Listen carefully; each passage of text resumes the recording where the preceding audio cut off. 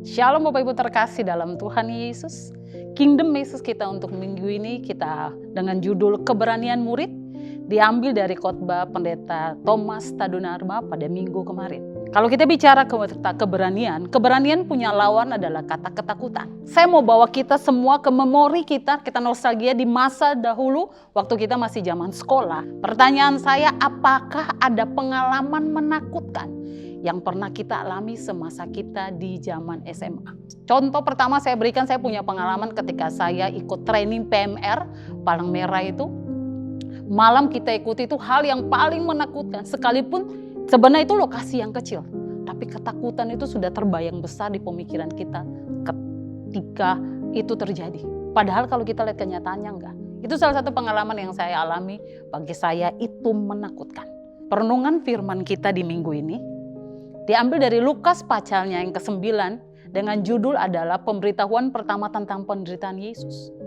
Di ayat yang ke-23, Alkitab menuliskan seperti demikian. Katanya kepada mereka semua, setiap orang yang mau mengikut aku harus memikul salib, menyangkal diri setiap hari, dan mengikut aku. Dari Lukas 9 ayat 23, Bapak Ibu terkasih, kata keberanian adalah keyakinan yang disertai dengan tindakan. Kita yakin disertai dengan tindakan. Keberanian itu bukan cuma kita omong bahwa kita berani. Tidak, harus ada tindakan. Tapi kalau kita lakukan tindakan tanpa keyakinan, itu namanya nekat. Itu namanya nekat. Sebagai murid Kristus kita bukan orang-orang yang nekat. Tetapi kita orang-orang yang berani bertindak karena iman dan keyakinan kita di dalam Tuhan. Mari kita belajar 3 hal ambil dari Lukas 9 tadi tentang keberanian seorang murid. Yang 3 hal tadi saya bilang, menyangkal diri, mikul salib tiap hari, dan mengikut aku. Poin pertama adalah keberanian untuk menyangkal diri. Sejak kecil Bapak Ibu terkasih dalam Tuhan, kita tahu kita adalah bos buat diri kita sendiri. Saya punya uang, saya mau makan apa, saya mau beli apa dengan uang saya, terserah saya. Ini mulut saya, apa yang mau masuk dalam mulut saya, itu terserah saya.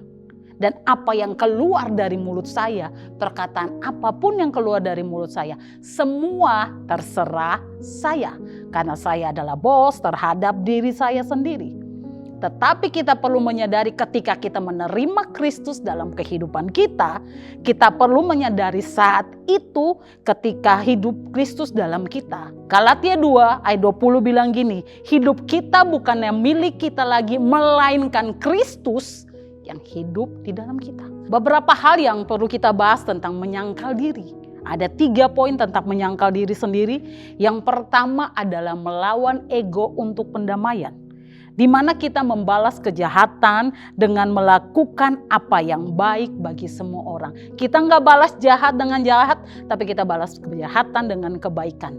Seperti yang tertulis dalam Roma pasalnya yang ke-12 ayat 17 sampai ke-18. Yang kedua, berkata tidak terhadap dosa pribadi.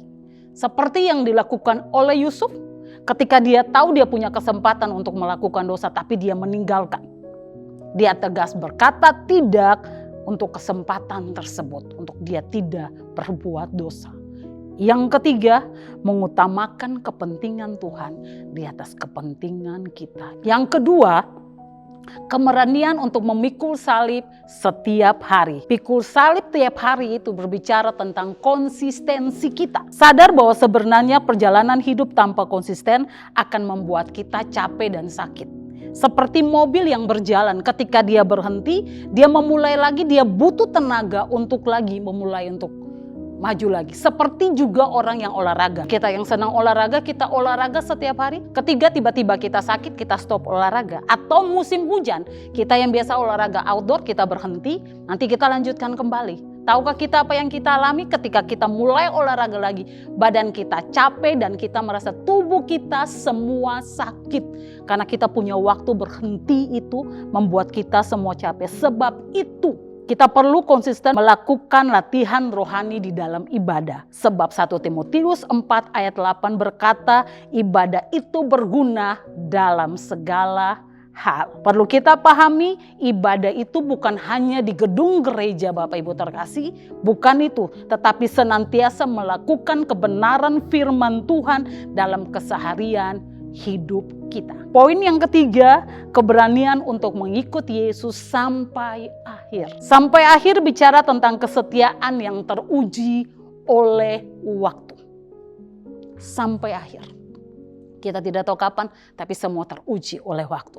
Kita perlu menyadari bahwa Tuhan tidak sedang mencari pelari yang tercepat Bapak Ibu terkasih, tetapi Dia menanti pelari yang menyelesaikan tugas sampai finish. Bukan siapa yang cepat, tapi kita selesaikan sampai finish. Sebab kesetiaan menjadi hal yang sangat diperhitungkan oleh Tuhan. Karena itu ada dua hal yang diperhatikan oleh pelari. Tetap di lintasan, tidak menyimpang ke kanan atau ke kiri bagi seorang pelari. Dan kedua, tetap memandang garis finish yang ada di depan. Bukan melihat lawan atau penonton yang bisa mempengaruhi kita. Bagi seorang pelari, tujuan akhir kita adalah garis finish. Karena itu Bapak Ibu terkasih, dengan ketiga poin ini kita harus tahu bahwa kesetiaan berjalan bersama dengan Tuhan memberikan kemampuan untuk menang atas setiap permasalahan hidup kita. Bapak Ibu terkasih, mari kita berdoa untuk mengakhiri perenungan kita hari ini tentang keberanian murid. Tuhan Yesus, kami bersyukur kami ada sampai hari ini semua karena anugerah-Mu. Berikan bagi kami terus keberanian murid itu untuk kami lakukan dalam kehidupan kami. Kami menyangkal diri, kami ikuti Tuhan setiap hari, dan kami lakukan apa yang Tuhan mau dalam kehidupan sehari-hari. Biar itu nyata dalam kehidupan setiap kami, biar nama Tuhan terus dipermuliakan lewat kehidupan kami. Terpuji nama-Mu, dalam nama Yesus kami berdoa. Amin.